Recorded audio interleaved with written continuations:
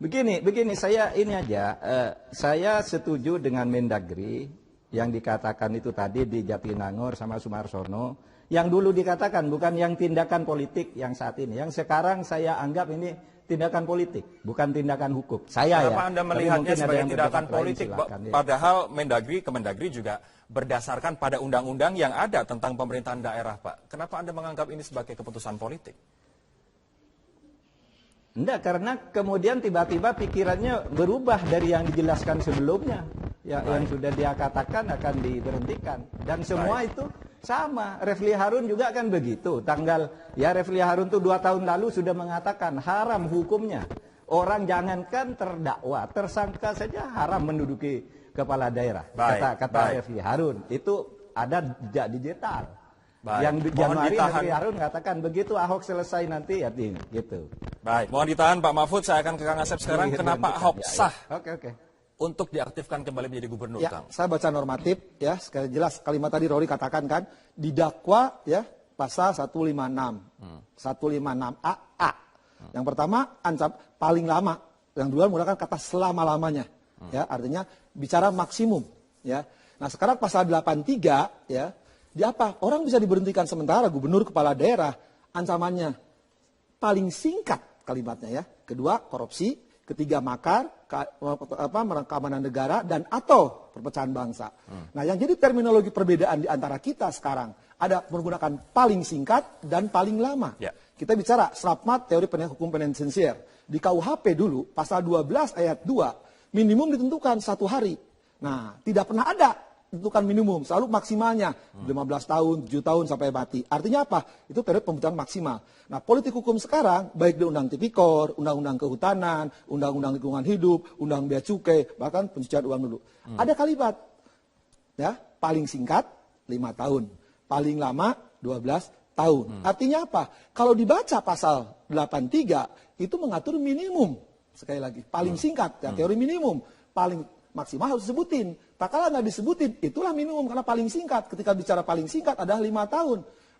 Satu itu pendapat saya. Kenapa Pak Ahok tidak bisa? Karena ancamannya paling singkat 5 tahun. Artinya harus 5 tahun ke atas. Adakah kemungkinan nanti Ahok dituntut dengan tuntutan maksimal 5 tahun? Sekali lagi, saya tidak setuju dengan pendapatnya Pak Mendagri. Tunggu tuntutan. Loh, kalimatnya bukan tuntutan, harus dibedain. Dakwaan, didakwa dengan ancaman. Artinya ancamannya 5 tahun ke atas, bukan 5 tahun ke bawah.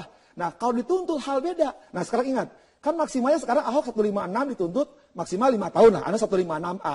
Saya katakan sekali lagi, kalau hakim menjatuhkan tuntutan atau jaksa menuntut tuntutan 5 tahun, itu maksimal. Berarti tidak hal yang meringankan. Katakanlah dengan asumsi, Pak Ahok nyatakan salah. Saya yakin tidak akan menuntut 5 tahun. Tidak akan menuntut 5 tahun. Kenapa? Sekali lagi saya berkatakan, kan katakanlah Pak Ahok minta maaf. Minta maaf itu salah satu hal yang meringankan. Kalau hakim menjatuhkan maksimal 5 tahun, artinya apa?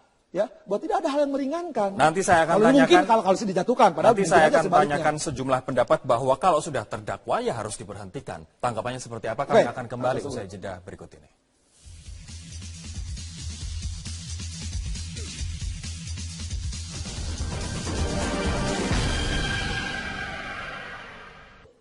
Ahok dituntut maksimal, yakni 5 tahun, Prof. Sehingga undang-undang untuk diberhentikan sementara dari posisi gubernur sudah tidak relevan. Saya sependapat dengan Kang Asep. Selama ini tidak ada orang itu, hampir tidak ada lah, kecuali Pak Akil Mukhtar ya, yang dituntut maksimal. Tetapi yang lain itu korupsi aja misalnya, itu kan paling banyak 2/3 dari itu ancaman. Kalau 20 tahun paling ya dituntut 7 tahun, lalu dihukum 4 tahun kan gitu. Tidak ada yang sampai maksimal selama ini yang saya tahu, kecuali satu yang Pak Akil Mukhtar. Yang Ahok ini paling tuntutannya nanti 2 tahun, 3 tahun gitu. Artinya tidak akan memenuhi pasal di mana Ahok harus diberhentikan sementara, Prof. Mahfud. Oh, masih bisa memenuhi, masih bisa. Kan kalau ini terbukti secara sah dan meyakinkan melanggar pasal 156A, tetapi tidak dituntut maksimal, dituntut misalnya 3 tahun atau 4 tahun kan bisa. Seperti Jessica itu kan cuma dihukum sekian tahun dari tuntutan misalnya hukuman mati misalnya. Itu hampir tidak ada yang sampai ke puncak kecuali tidak luar biasa. Baik, jadi itu pasti. Tapi sebenarnya persoalannya bukan di situ. Ya.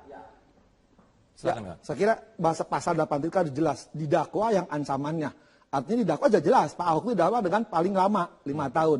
Kalau dituntut, maka saya berbeda dengan Pak Cahyo itu kan. Kenapa dia istilah dituntut? Dituntut rekisitor hal yang berbeda.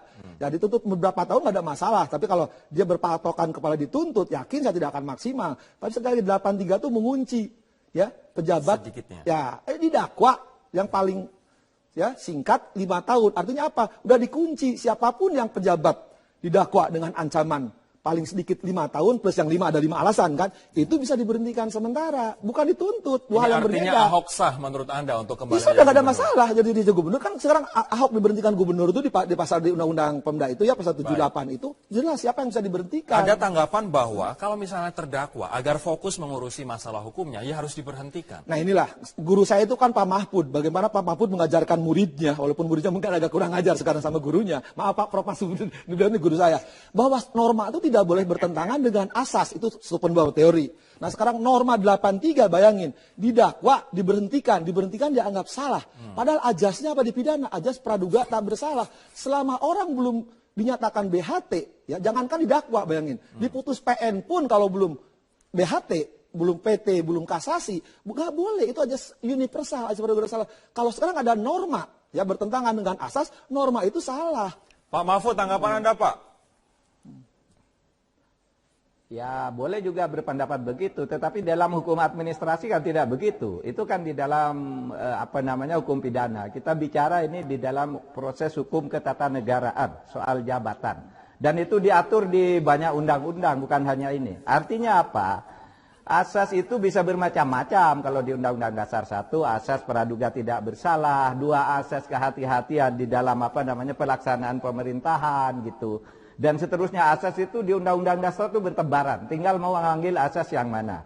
Nah, ketika sebuah undang-undang sudah dijadikan bunyi dari sebuah asas, seperti misalnya pasal 83 ayat 1, itulah yang sekarang berlaku gitu. Nggak usah lagi dikaitkan dengan asasnya. Nah, urusan kesalahan keterkaitan dengan asas itu urusan legislatif atau urusan Mahkamah Konstitusi untuk membatalkannya. Ini bertentangan dengan asas ini. Selama itu tidak ada, ya itu berlaku kan begitu kalau dalam pemikiran ketatanegaraannya. Ada yang menanggapi Kang? Ya tanggapi dong, karena itu kan ancaman bicara pidana, walaupun itu hukum administrasi Undang-Undang Pemda ya, tapi situ mengandung ancaman pidana 5 tahun. Kalau kita bicara pidana, bicara pidana, legalitas, ajas legalitas orang tidak boleh dihukum tanpa ada aturannya, dan aturan tidak boleh dengan asas. Kang, ada tidak sepengetahuan Anda kepala daerah yang dia didakwa di bawah 5 tahun, tapi dia tetap bisa menjadi kepala daerah? Saya kasih contoh, misalkan yang kena korupsi dan sebagainya, langsung diberhentikan. Banyak tuh ya kan, Cimahi, Subang, kemudian ada semuanya. Dan itu gampang, itu mah gampang. Gampang, Gorontalo, kalau tidak salah. Gorontalo kan ancaman, kalau tidak salah itu dengan Pak Buas kalau nggak salah, ya pencemaran nama baik. Karena ancamannya di bawah 5 tahun, tidak diberhentikan. Terus di Habibie kalau salah, tertolong di korupsi kalau salah nama ya. Tapi jelas kasusnya Gorontalo, Gubernur Gorontalo. Pak Mahfud, ada contohnya dari Gorontalo. Pak Mendagri juga mengatakan saya tidak menghentikan kepala daerah yang dakwaannya di bawah 5 tahun. Ini artinya sudah ada sebenarnya contoh-contoh di mana kepala daerah tidak diberhentikan dengan pelanggaran dengan dugaan dakwaan di bawah 5 tahun, Pak. Ya, tapi contoh-contoh kan banyak juga yang lain. Sumatera Utara itu langsung diberhentikan juga. Itu kasus korupsi, Pak. Yang Sumatera Utara kasus korupsi, Gatot Pujo Nugroho. Iya sama aja. Ancamannya kan karena pasal pemberhentiannya kan bukan soal korupsinya, pasal 83 ayat 1 tidak membolehkan.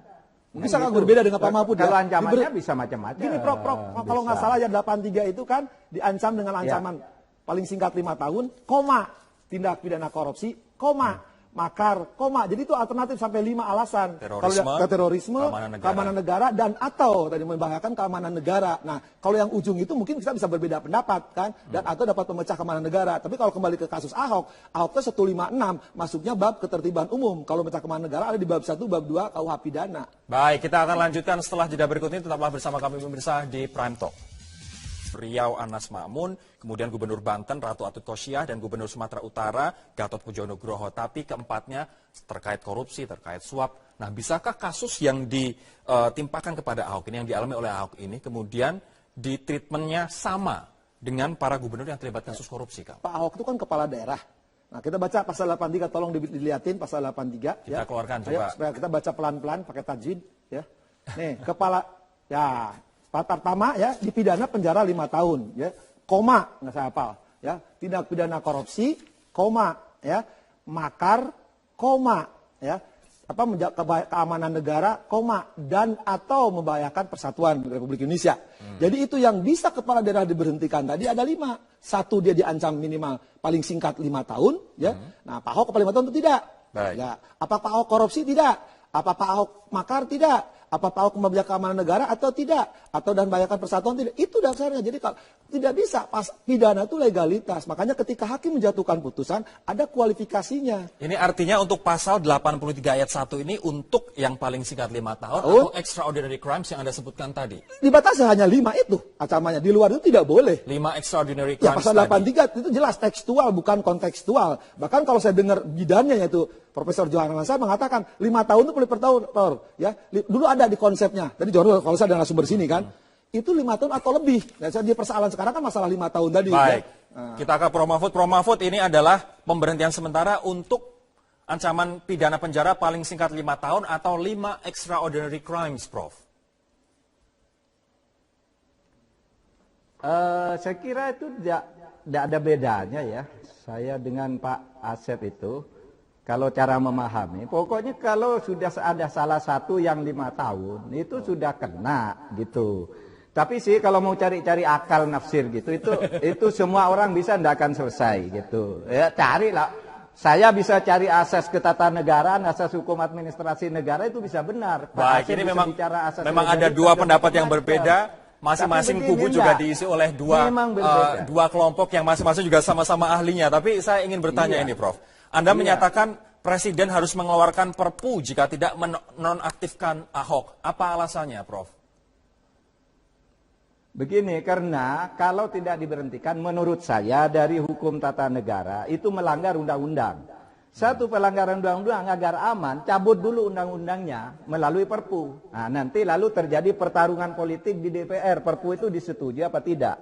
Nah, dalam situasi begini, mengingat konfigurasi politik yang ada sekarang, nanti di DPR mengegulkan Perpu itu Presiden gampang kok. Semua Perpu yang diperdebatkan orang mau ditolak di DPR. Mohon maaf, Profesor Mahfud, ini yang diralat atau diganti undang-undangnya, undang-undang yang mana? Kalau masih debatable, apakah Ahok memenuhi atau tidak dari pasal 83 ayat 1, Prof? Pasal 83-nya adalah 1. Ayat ini 1, yang harus 2, dan diganti pasal dengan 84, Perpu, jangan lupa loh.